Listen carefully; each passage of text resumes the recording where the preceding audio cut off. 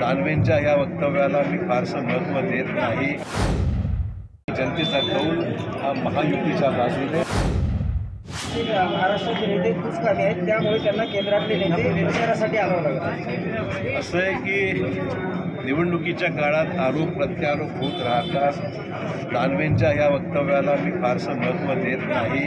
आगामी काळातल्या निवडणुकीचे निकालच सांगणार आहेत की जनतेचा कौल हा महायुतीच्या बाजूने म्हणजे भाजप, राष्ट्रवादी आणि शिवसेना यांच्या बाजूने राहणार आहे। आता बरोबर असं आहे की मला हे सांगा, मग त्यांच्या सभा ज्या इंडियाच्या होतात किंवा अन्य होतात त्यांना गरज का भासते? या आरोपात काही तथ्य नाही आहे। सगळ्याच नेत्यांना राज्यभर देशभर फिरावं लागतं। निवडणुकीचा प्रचाराचा भाग आहे, त्यात कुठल्याही नेत्याला आणणं पाचारण करणं काही चुकीचं नाही।